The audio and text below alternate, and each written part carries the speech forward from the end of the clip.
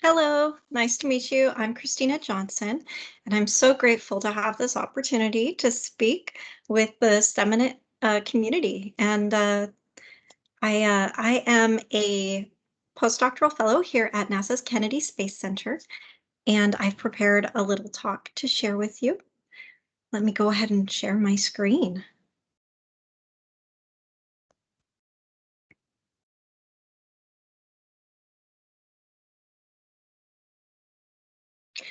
So I work with plants. I am a botanist. My PhD is in botany from Miami University.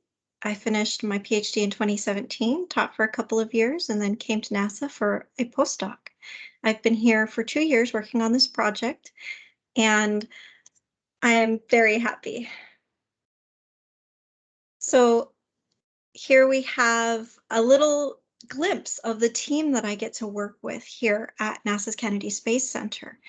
I work on growing crops in space, and I work specifically with getting crops to the space station, helping to prepare them for the space station. I work with one specialty crop called microgreens, which you will see a picture of later, and I'm working on getting it closer to flight readiness. It's not one of the ones that we are planning on sending up in the very near future.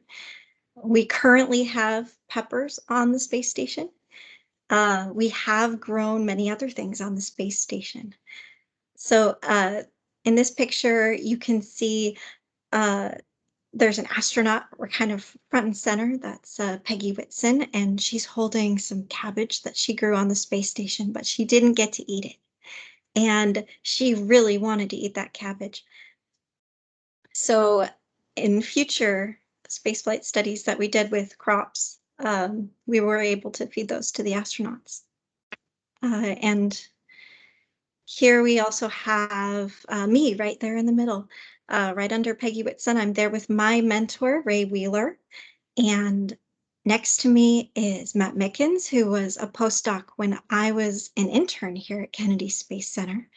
Uh, and then next to him is Aubrey O'Rourke. And then next to her are a couple of interns that I've gotten to mentor. Above them is Oscar. And then next to him is Matt Romine and Ye. There's another picture of Ye's face looking through a growth chamber at the plants. Down below, um, down below at the bottom corner, we have Nicole Dufour, and she's speaking with Peggy Whitson on the station as she's growing things. Next to her is a picture of one of the engineers that I work with very often. That is Jacob Torres. Next to him is Lachelle Spencer. She is one of the lead horticulturists here, the lead horticulturist, contracted horticulturist. She works with the plants and keeps them all healthy. We'd be lost without her.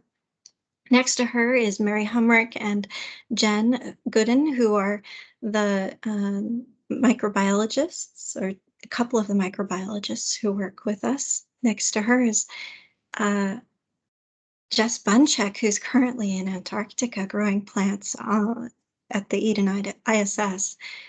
With We like to see how plants grow in extreme environments, and she is managing the controlled environment chamber in Antarctica for us this winter. Next to her is the whole reason why I am here is Joya Massa. She encouraged me to pursue this area of research. I met her through a scientific conference when I was working on my PhD, and she encouraged me to look into the more applied side of space research and look at feeding people with my plant knowledge. Up at the top, you have a couple of logos. That's the Advanced Plant Habitat and the Veggie. These are the hardwares that are on the space station that we grow plants in. There are a few other hardwares we use, but these are the two that we really focus on for eating. So why grow plants in space? Well, number one, food. We want to be able to have food for the astronauts. They have plenty of food going up to the space station right now. From here on Earth, we can send food really easily, but when we are on our way to Mars, that's going to be a big, tricky problem. So while we're here on Earth, we can do some studies to prepare to send plants with the astronauts on the way to Mars. Also, air to plants are really great at cleaning our air and at producing oxygen. They can be part of a bioregenerative life support system if we'd like them to be. But also the psychological benefit. Astronauts love growing plants. A lot of astronauts do, not everyone. But they often ask for more and more plants to grow, and they love participating in these studies. So there are more studies being done now, surveying the astronauts and really looking at the psychological benefit of plants on these astronauts. Also, analog missions where that happen here on Earth, the astronauts, pseudo-astronauts, I guess they call them, uh, are in a confined space living together for weeks or months at a time. And we're doing our research group is doing studies on the psychological benefits of the plants. The postdoc Lucy Poulet has done a few of these analog missions herself, and she has started writing up studies and surveys for the astronauts and pseudo-astronauts. So what's different about growing plants in the spaceflight environment? There's a few things. First off, there's no convection. Heat does not rise. And that's actually really interesting for airflow. It really creates a lot of tricky problems. Another thing that we run into is in space, water and air don't mix. And I'll show you a little bit more about that later maybe, but there's a picture where you have an air bubble inside of the water. Now, if this were done on Earth, the air would you'd think of like a fish tank where you have an aerator. You get these little bubbles and they flow through the water and they release at the top of the water. No big deal. But when you have no gravity, that air bubble just kind of stays there. You have pockets of air and pockets of water, and it really poses a lot of problems for plant watering. Another thing we run into in space is we really have minimal power. We try our best to have these plant systems engineered to use as little power as possible. And one thing that's really allowed us to do more plant research in space is the advancement of LED technology, where we're using LEDs in our plant growth chambers instead of metal halide lights or fluorescent lighting. They use so much less power, and we can really target the plants with the specific wavelengths that we want them to get, so that we don't waste any excess energy on lighting that isn't important for those plants. We take into mind the photosynthetically active radiation and make sure that we give plants a good balance of the lighting that they can make the best use of.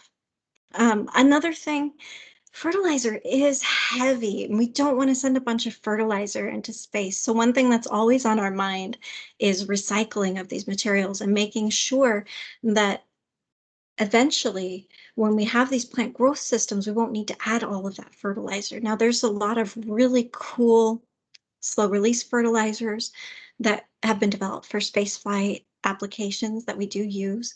We do send fertilizer up from Earth to space right now, but that's not necessarily sustainable long term. So if we can recycle the plant biomass into new fertilizer, or recycle the urine stream from the astronauts into fertilizer, these things are really great to keep in mind. That's part of the concept of bioregenerative life support. Water in spaceflight.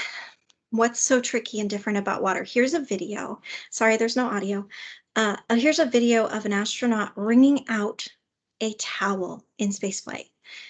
Do you see his hands? I hope you can. The water is encapsulating his hands. It's just moving.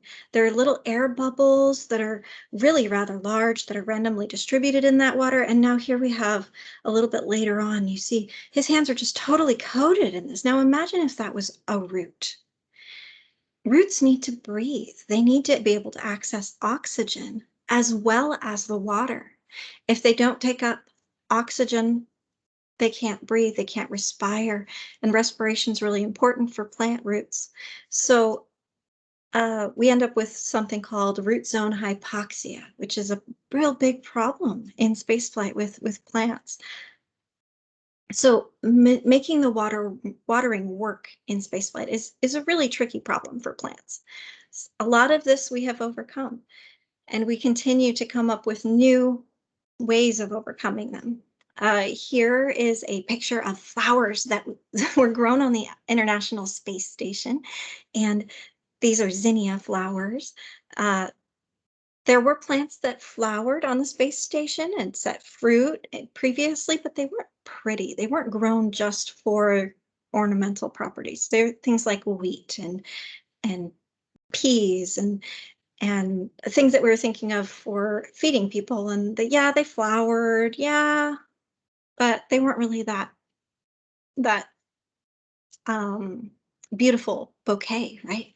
So we had an astronaut who just really wanted to grow flowers, and we had the seeds available for him. He was able to grow them in the veggie hardware. And they ended up with so many blooms, 77 days, 80 days, 87 days, and this is the harvest, right? So this was in 2016. They they gathered them up into a little bouquet that then they could show off and put in their table at dinner time.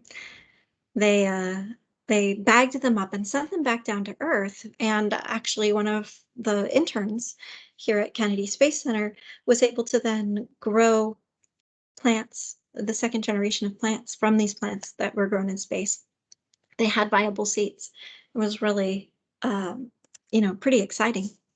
So if you would like to grow space crops in your classroom and you live in the US, I recommend looking into the Growing Beyond Earth program. This is at the Fairchild Botanical Garden, and they are this really great group of educators who have put together a program that has been running for a few years now.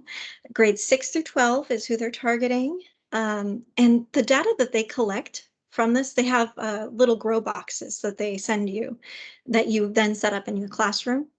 They send you seeds, and you can choose what study you want to do with these seeds. So you design the experiment together with your class, or you can do one of their out-of-the-box solutions. Now it started with just Miami, Florida, just a few schools there, and now it's spread to over 200 schools all over the United States. It's a really great program. The data that they collect, we use to screen crops. It's a pre-screening for us. If they survive in 200 or 50 of the 200 classrooms and they thrive, then that's a pretty good indicator that they'll be okay in space. We find that the students are regularly or irregularly watering. It can be very variable. And so if you have plants that do well in different parts of the country with different conditions and different stresses, a plant that survives Puerto Rico with a power outage, these things all get put into play, and um, statistics are done on the data that they collect. They send it over to us, and we say, hey, look at this. This looks like a pretty good plant. Let's try it out. Let's screen it with our special growth chambers here at Kennedy Space Center that more closely mimic the conditions on the International Space Station. So it's our pre-screening. All these students are really doing us a big help. So if you want to be a part of Growing Beyond Earth, please go ahead, check out their website. It's fairchildgarden.org/GBE. So after growing flowers, guess what?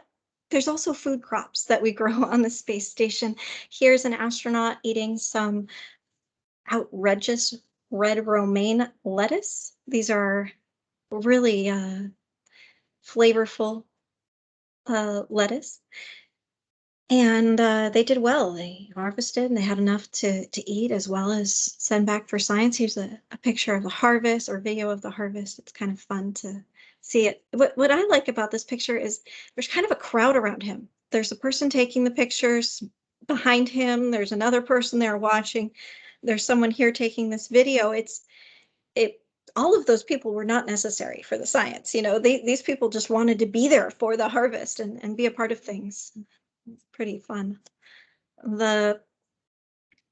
This next picture, the astronauts had so much fun with one crop production system that they asked for a second one. And we were happy to oblige. So there's 2 veggie units on the space station right now. There's also the advanced plant habitat, which I'll show. This is the carrier for the advanced plant habitat here in the picture. This is kind of interesting. So the picture of the person here is Ray Wheeler. He's my mentor, and he's a little older now. This is a picture from earlier on in his career. They grew a lot of hydroponic vegetables here at Kennedy Space Center. Radishes were one of those crops that they've been thinking about growing in space for a long time. And just last year, we had a crop of radishes grown on the International Space Station. The principal investigator for that was Carl Hassenstein out of Louisiana. And he got these plants to grow really well here on Earth, tested out a bunch of different ways of doing it, and then we sent them to the space station. Now in this picture, they've already harvested some of the greens, and they're mid-harvest when they took this picture, and I just really like this picture. Next pictures are Carl Hassenstein setting up, seeding those trays, getting them ready to go up to orbit. And then this is Kate Rubens, one of the astronauts, with the radishes as they're growing. The advanced plant habitat is pictured here. It has a sheet of glass between, or plexiglass, I'm not quite sure, between the astronaut and the chamber. There's no way for her to reach in and get to it really easily. That's by design. There's a lot of special things about the controlled environment inside of the advanced plant habitat. You can control things like the carbon dioxide level, the humidity level. All of these things are different from the chamber, from the rest of the habitat for the astronauts. With the veggie units that I showed you just a few minutes ago, those are much more interactive for the crew. They have these little bellows that go up and down that are plastic. They can access those plants when they'd like to take a look.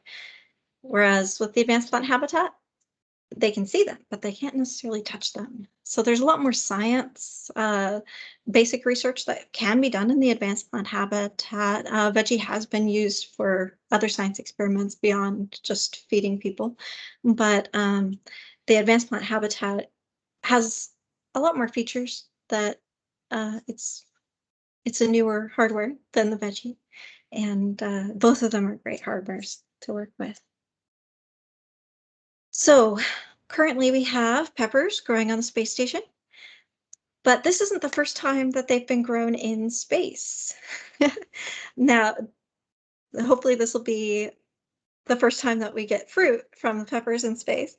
But back in the, when was it, the 60s? For there were a couple of experiments that went up on satellites and with plants, and one of those experiments sent peppers up, and we were able to see that when these peppers were exposed, that had cameras on it, and the first 2 pictures are pictures of the peppers before they were exposed to the microgravity environment of space, and then during that exposure. And we see these leaves, these pepper plants are definitely experiencing some sort of stress because the leaves have just gone floppy. That's called epinasty. They're epinastic leaves. Oh my, they are so much sadder. And that's a typical response to, well, a few different things can cause epinasty, but one of the things that can cause it is hypoxia. The root's not able to access the oxygen it needs to respire, and F-nasty is one of those things. So hopefully we can end up with happier pepper plants than the ones that went up way back when.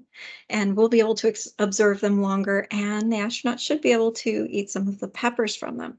This picture in the middle is Lachelle Spencer, or horticulturist, along with another horticulturist. I think that might be Jason.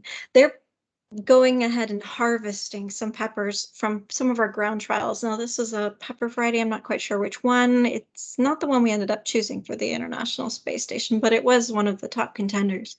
Uh, they they went through, I don't know how many varieties, at least 15. I'm thinking it's probably close to 100 varieties of peppers. They tested in the growth chambers here at Kennedy Space Center, in the elevated CO2 that we have on the station, and the general environment that we would encounter, just to see if they'll be healthy and uh, would be able to produce fruit, and delicious tasting fruit. So here we have one of the astronauts just after he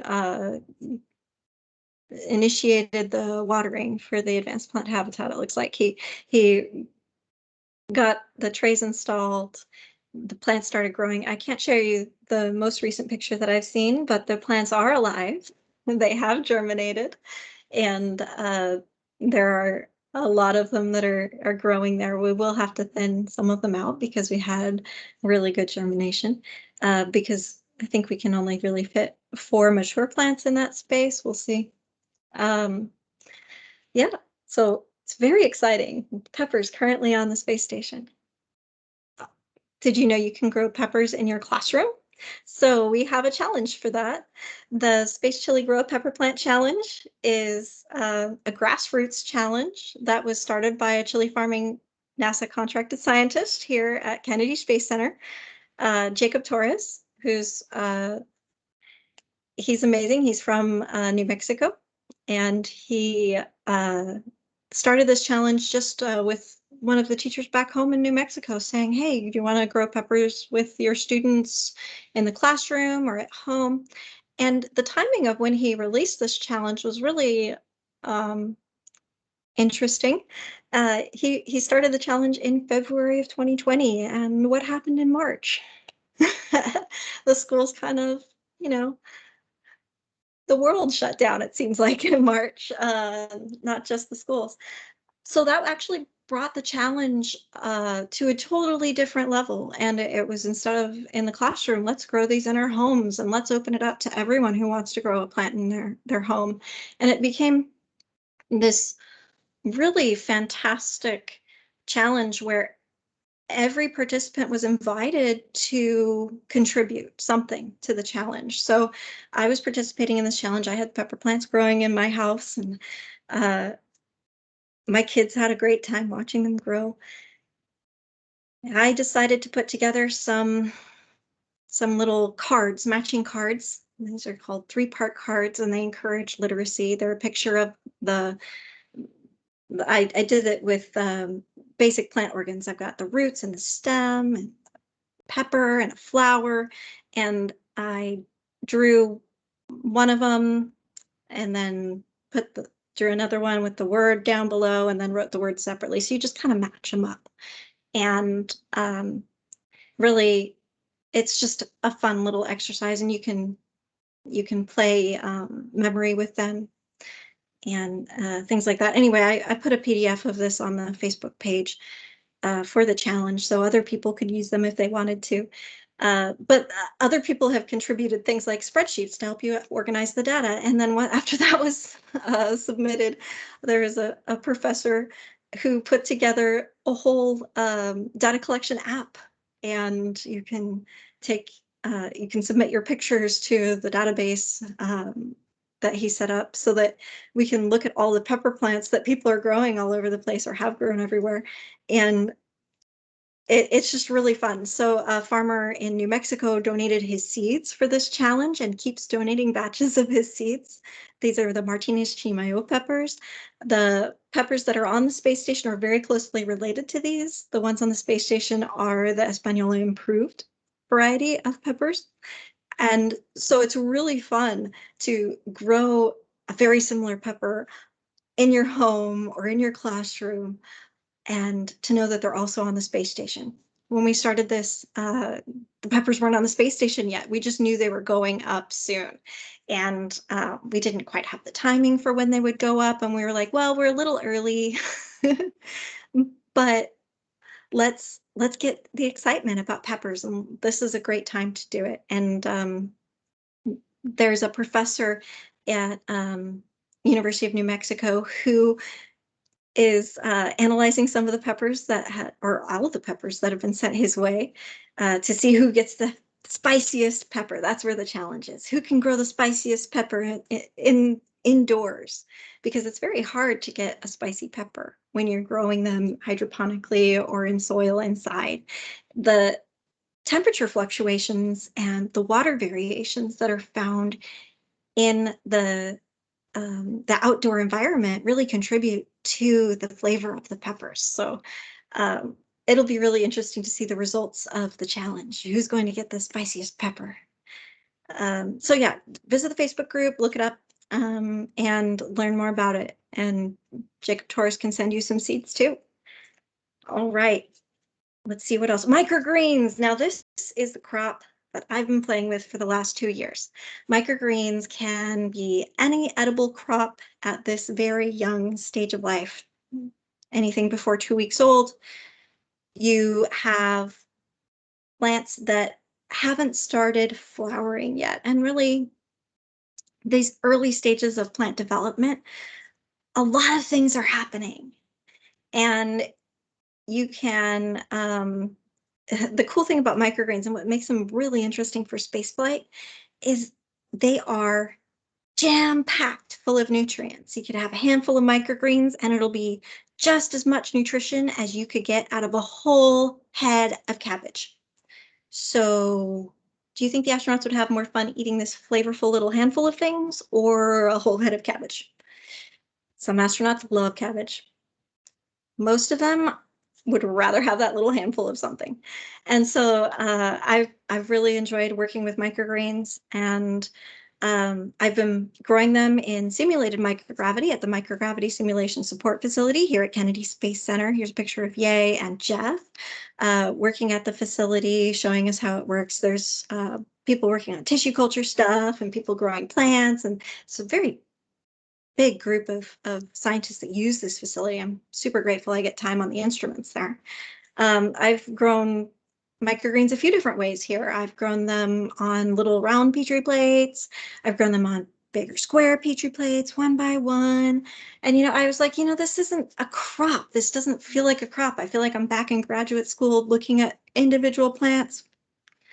This isn't telling me how these are going to grow in any reasonable way. The astronauts aren't going to want to pick these off of Petri plates and put them in their mouths. No, this isn't going to work.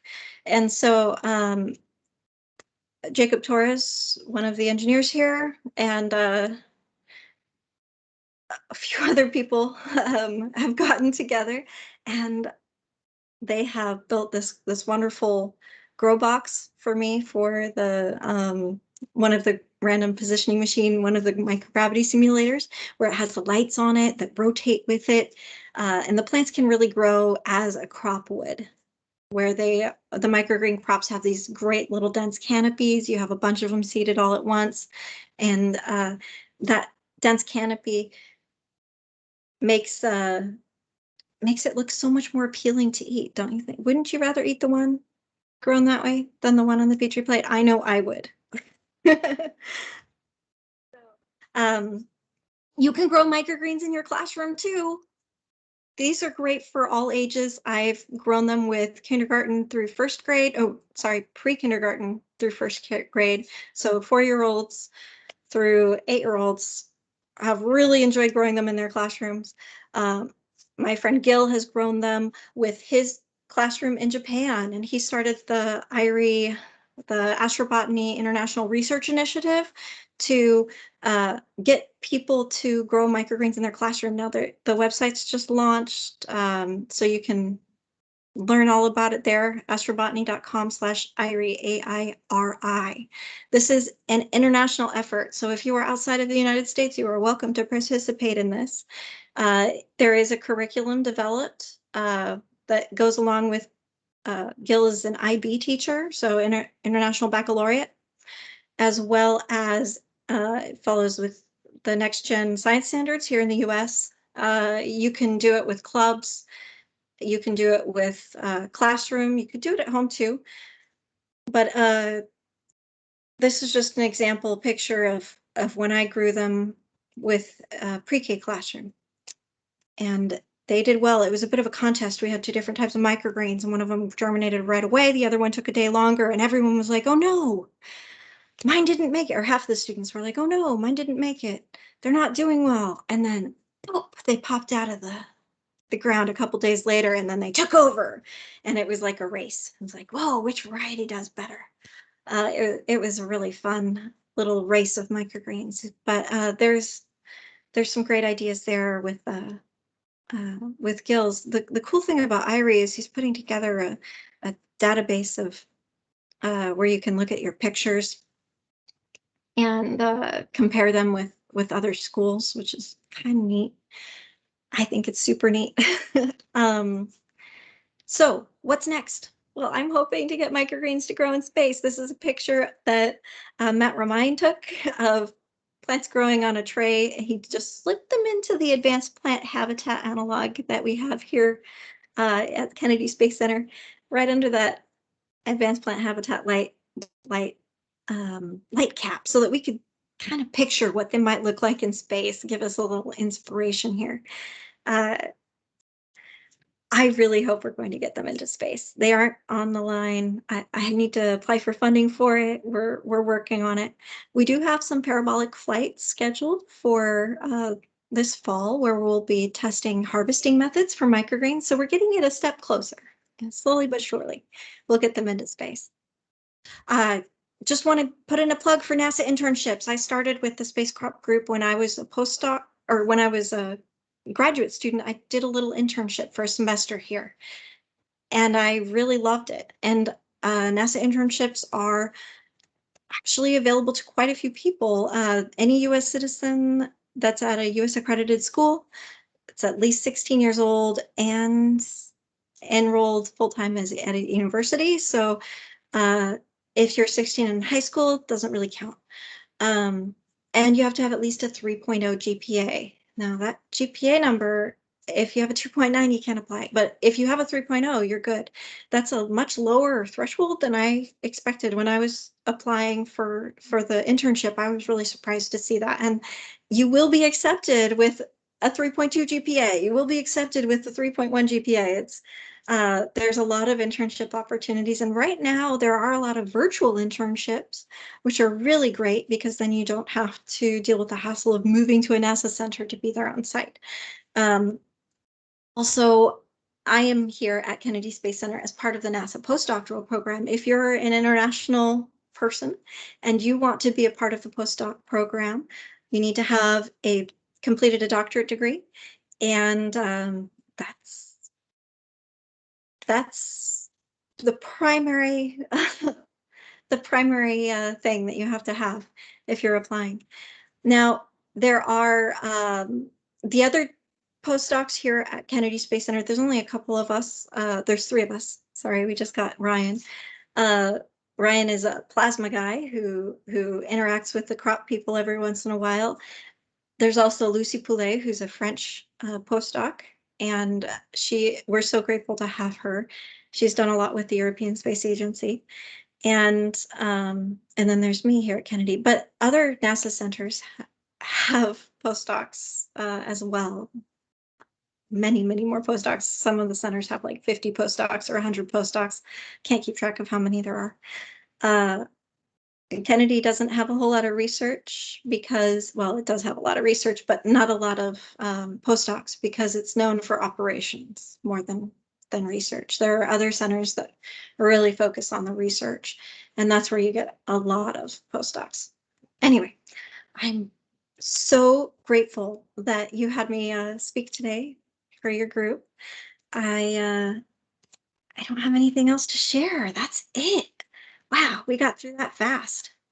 Well, I hope that this was helpful and interesting. And if you'd like to learn more about space crops, I recommend looking at the NASA website, typing in the search bar, uh, space crop production, see what comes up.